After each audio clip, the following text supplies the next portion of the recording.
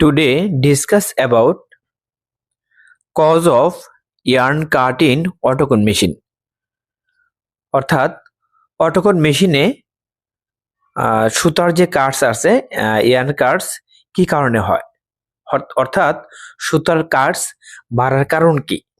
হ্যাঁ, এটার কিছু কারণ আছে।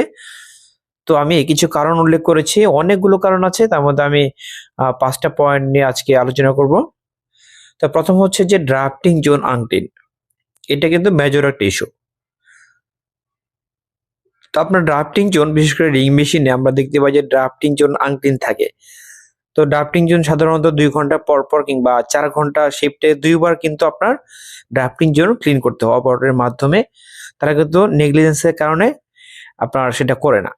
তো ড্রাফটিং জোন আপনার 100% ক্লিন থাকতে হবে, তাতে করে কি হবে, অটোকনে কাটস কমে যাবে। ঠিক আছে। তো নেক্সট হচ্ছে ফ্লাইন রিং কপস। অনেক সময় আমরা দেখতে পাই যে অটোকনে এরকম হয় যে অটোকনে আপনার হিউজ রিং কপ জমা আছে, তো সেখানে ফ্লাই পড়ে থাকে। ফ্লাই পড়ার কারণে সেই কপগুলো আমরা যখন অটোকনে চালিয়ে থাকি তখন কিন্তু আপনার কি হয়, তখন এই চালানোর কারণে আপনার বারবার কিন্তু কি মানে যে আপনার সাকশন মাউথ যেটা আছে সেটা বারবার কিন্তু ওঠানামা করছে। ঠিক আছে, স্প্লাইস ঠিকভাবে হচ্ছে না, হ্যাঁ, কাট মারছে। তো এই বিষয়গুলোর জন্য কিন্তু আপনার কি হয় যে অটোকনে আপনার কাটস বেড়ে যায়। এই জন্য যে আমাদের স্টক যে রিং কপস থাকবে সেগুলো অবশ্যই আমাদের সেটা খুব ভালোভাবে ক্লিন করতে হবে। ঠিক আছে। তো নেক্সট হচ্ছে বটম রোল গেজ কারেক্ট।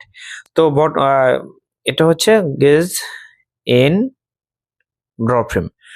তো ড্র ফ্রেমে আপনার যে বটম রোল যে গেজ আছে সেটা অ্যাকচুয়ালি অ্যাভারেজ লেন্থের অনুপাতে কিন্তু আপনার সেই গেজটা সেটিং করতে হবে। ঠিক আছে। তো আপনার সেই গেজ যদি সঠিক না থাকে তাহলে কিন্তু কি হবে, ধরুন আমি এক্সাম্পল দিয়েছি, আপনি এরকম হলো যে টাইট সেটিং মানে টাইট গেজ করেছেন, সেক্ষেত্রে কি হতে পারে, টাইট গেজ করলে যেটা হবে যে আপনার স্ল্যাব টাইপের ফাইবার আসবে। দেন হচ্ছে যে আপনার স্লাইবারের যে হুক আছে, স্লাইবারের হুক গুলো ঠিকভাবে ওপেন হবে না।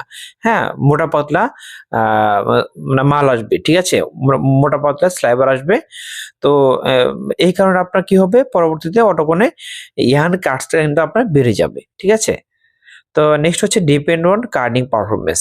তো কার্ডিং মেশিনে আমরা যেটা দেখতে পাই অনেক সময় যে আপনার কার্ডিং পারফরমেন্স খারাপ হয়। সেটা কিভাবে, যে আপনার এনআরই দেখা গেল যেন কমে গেছে। হ্যাঁ, তো এনআরই কমার কারণ কি, কিংবা এনআরই আপনার যে রিপোর্ট অনেক সময় খারাপ আসে। তো খারাপ আসার কারণ হচ্ছে যে অনেক সময় আপনার যে কার্ডিং এর যে ওয়্যার আছে ওয়্যার গুলো আপনার ড্যামেজ থাকে, হ্যাঁ, স্ক্র্যাচ থাকে, ভাঙা থাকে।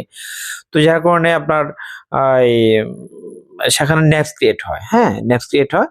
তো ন্যাপসটা আপনার অনেক বেশি হয়ে যায়, যার কারণে এই ন্যাপস বেশি হওয়ার কারণে পরবর্তীতে যে প্রসেসগুলোতে আপনার পারফরমেন্স খারাপ হয়। ঠিক আছে, পারফরমেন্স খারাপ হয় আর হচ্ছে যে আপনার অটোকনের কার্স আলটিমেটলি বেড়ে যায়। তো ওকে, এই হচ্ছে আজকের টপিক। আশা করি বুঝতে পেরেছেন। আজকে এ পর্যন্তই। পরবর্তীতে নতুন একটি টপিক নিয়ে আসবো ইনশাআল্লাহ। তো তখন ভালো থাকবেন। আল্লাহ হাফেজ।